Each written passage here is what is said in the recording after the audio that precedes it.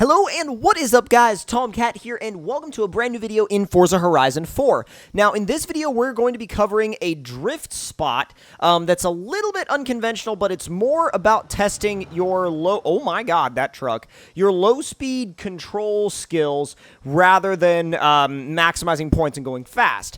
Now, as you can see, there's a crap ton of tire marks around this tree because the way this route starts is you start down here, drive down here, e-brake right about at the edge of the road, drift in between the wall and the tree, do 1 and then 2 laps around that, and then when you come through there on the second time, you're going to come up here and then dive around the yellow Audi or whatever car ends up being parked there.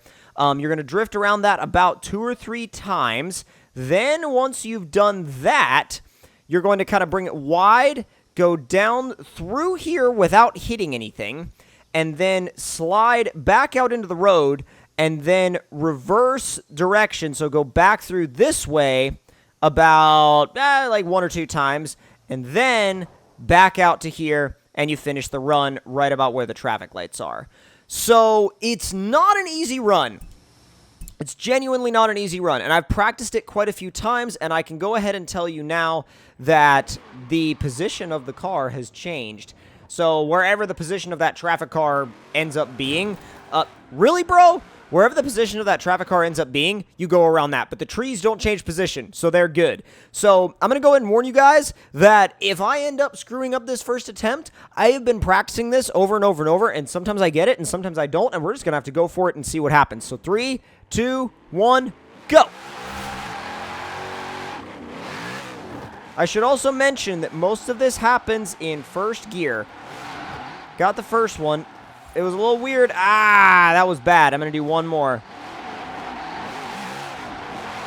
There it is. This car is a little higher up than usual, but we can make it work. So many little mini clutch kicks. So many. Oh. Come on. Okay, run it a little wide, and then back the other direction around the tree. Oh, crap. Go for one more. Go for one more. I didn't like that one. There it is! And then you can shift to second and through the lights. Okay.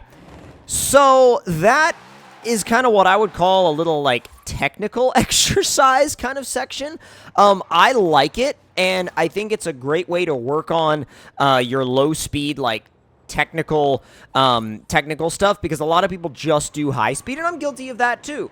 So, and actually, that was one of the cleanest runs I had ever done, was the one that I recorded. So basically, this whole section right here, what makes this section, what makes this section so difficult is the fact that it's a really tight radius, but you have literally 2 things, and I kind of half did that on purpose, half didn't, but to show you that there's 2 things that you can get stuck on. Your front end can get stuck on the tree, your rear end can get stuck on the wall, and if they both get stuck, you're screwed. So you really have to find that happy spot, and like as far as, you know, getting through that little gap.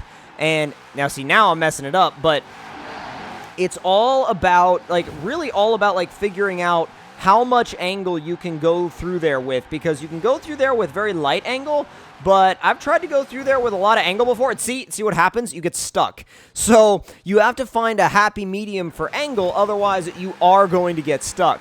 Now, the second part is literally just donuts around a car, like open donuts around a car, and you're good. You're good to go, no big deal. Now, coming down through here is kind of weird, and I'll do the lead up to it.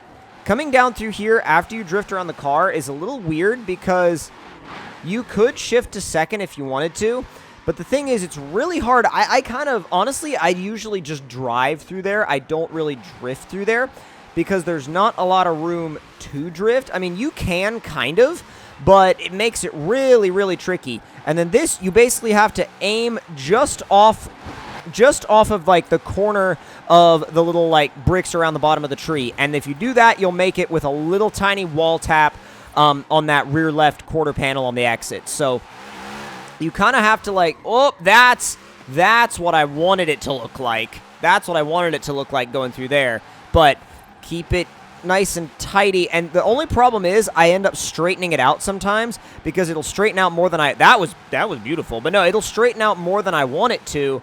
And when it straightens out more than I want it to, then it ends up kind of looking ugly. But that depends on your definition of ugly. So this is a great way to practice technique, a great way to practice positioning your car. And honestly, like, you can get some pretty cool pictures, like, just drifting around in here too. Like, if you're, oh god, okay, so the cool thing is when you bring another car to the party, everything changes.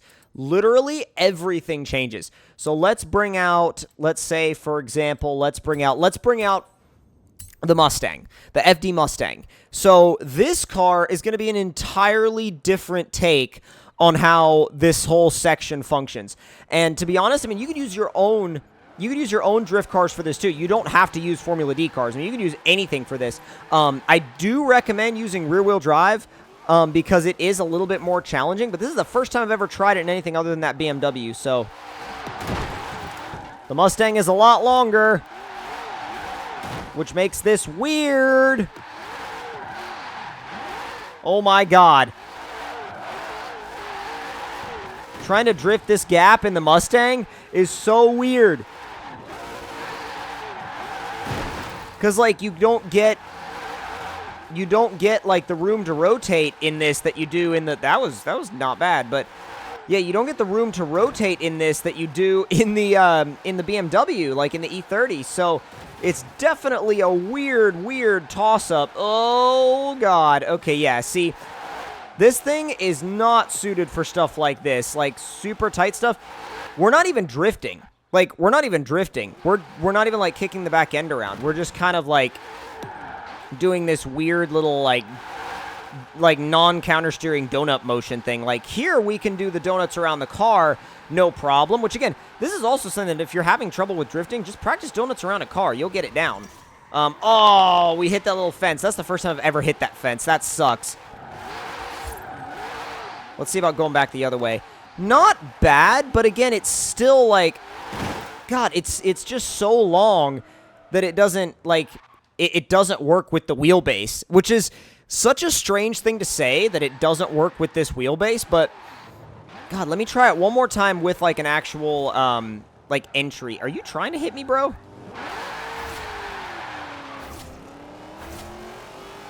All right, handbrake. Oh, okay. So, I mean, it kind of worked. It kind of worked. You kind of, okay, so you're gonna end up tagging the wall most of the time if you come through with any sort of angle. You just have to make the actual, like, arc of the circle a lot bigger. So let's try one more car, because I'm curious as to see how this, like, differs per car, because I'm, like, actually, like, super intrigued now by it. And we're gonna run the Viper, which has a ton of torque, but is also, you're talking about a properly long wheelbase. And we're going to try, like, the normal, like, the full line. We're going to try and do a full run of this, a full clean run. We'll see how that goes in the Viper. Considering the fact, though, that in the E30, I did a clean run on my first time, so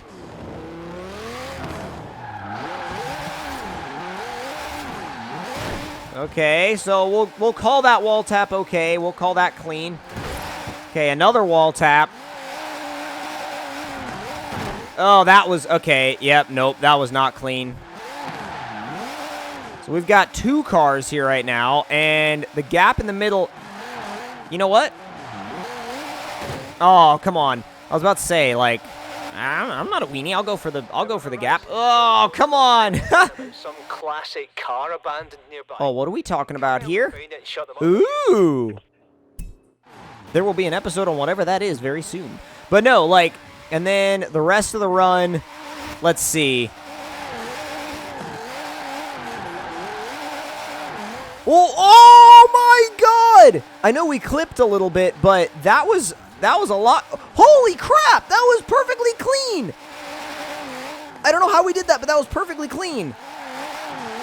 Like, I'm just gonna I'm just going to embrace that one and take it because that was, like, that was not what I expected to have happen at all. Like, not whatsoever. But if you guys enjoyed this drift spot in Forza Horizon 4, don't forget to click that like button. Tell me in the comment section below what you guys thought of it. And if you're new to the channel, make sure you subscribe for more. And I'll see y'all in the next one. Talk to you guys later.